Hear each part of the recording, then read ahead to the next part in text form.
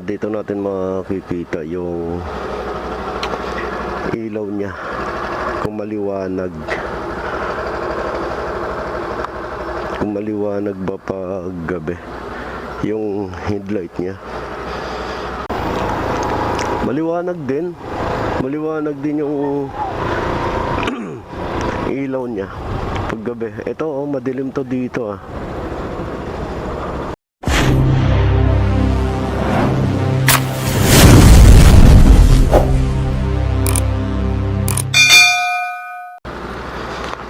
So ayun mga pare ko, dito natin makikita yung ilaw niya kung maliwanag ba pag gabi yung headlight niya. Ayan, naka-low pa yan. Tapos pag naka-high,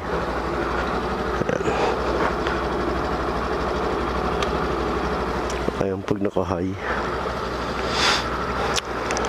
LED na rin. Dito yung running light niya. Ganito siya pag gabi. Passing light. Ayan. Tapos dito sa puwet.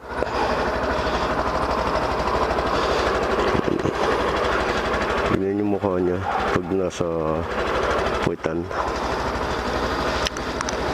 Maliwanag daw ng paggabi. So dito natin malalaman yung ilaw niya pag gabi, pag madilim, kung maliwanag talaga siya. So let's go.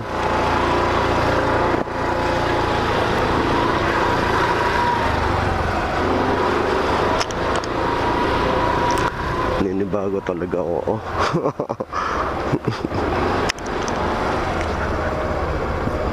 Di ko pa gamay. Di ko pa bihasa si Axis.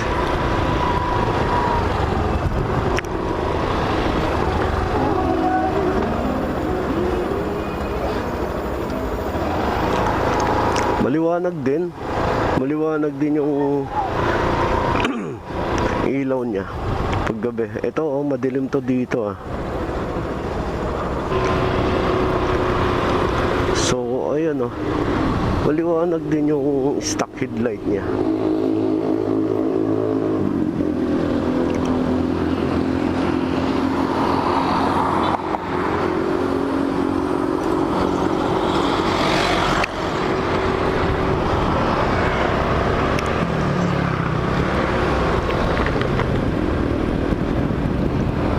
Yung stock headlight niya.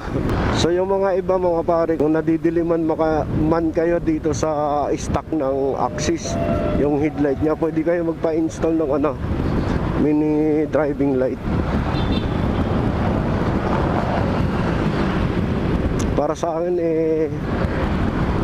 medyo pa rin siya, medyo madilim, pero okay na, goods na rin naman na siya.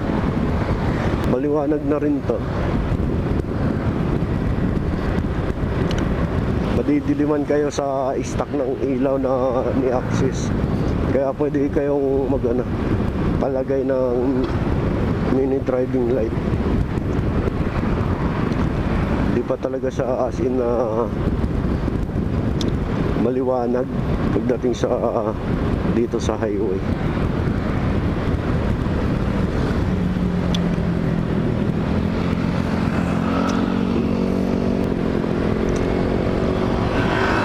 Ganito yung buga niya sa stop.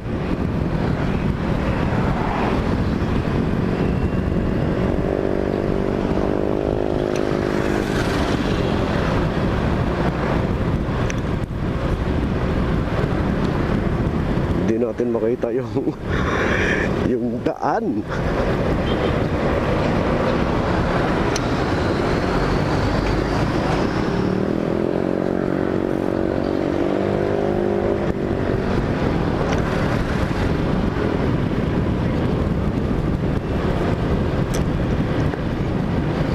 Lalo pag matataas yung mga ilaw ng iba.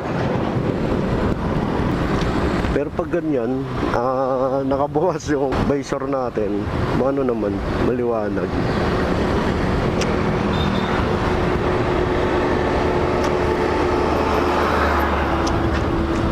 nakasara. Yan. Yung iba kasi ang tataas ng mga,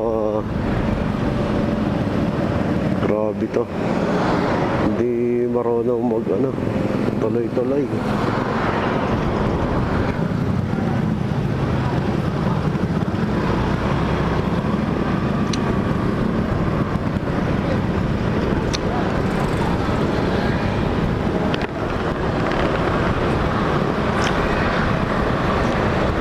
Kailangan nakababa pag tinataas yan.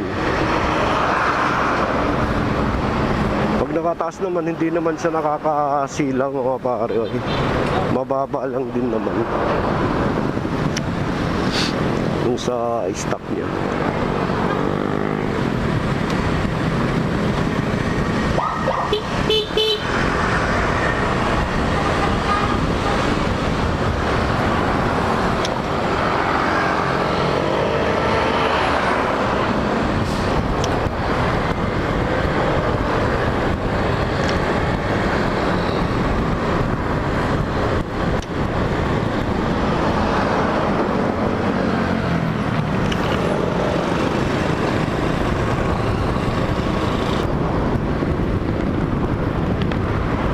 Natin kailangan ibaba, madilim.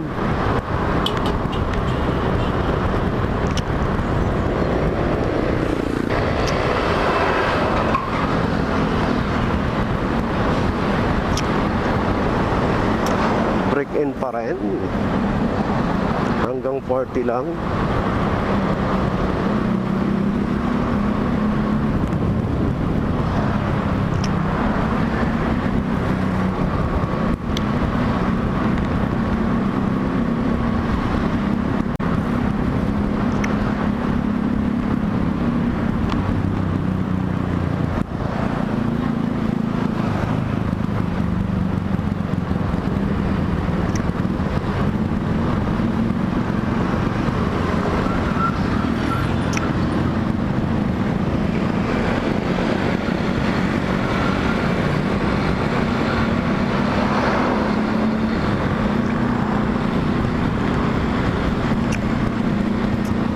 Muna tayo magiging walwal mode.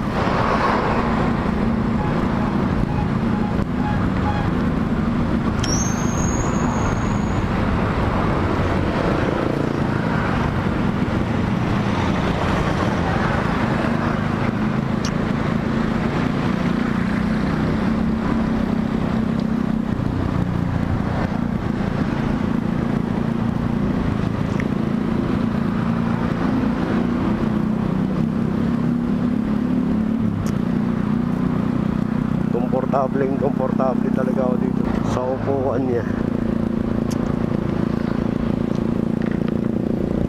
Ang ganda ng upuan, lambot, relax na relax.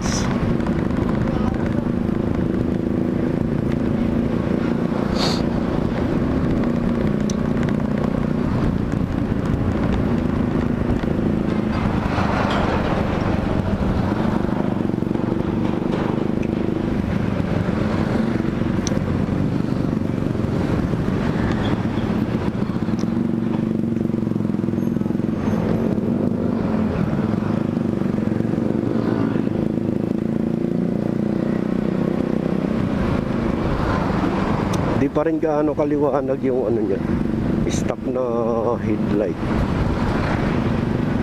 So kailangan nyo pa rin talaga na maglagay ng mini driving light.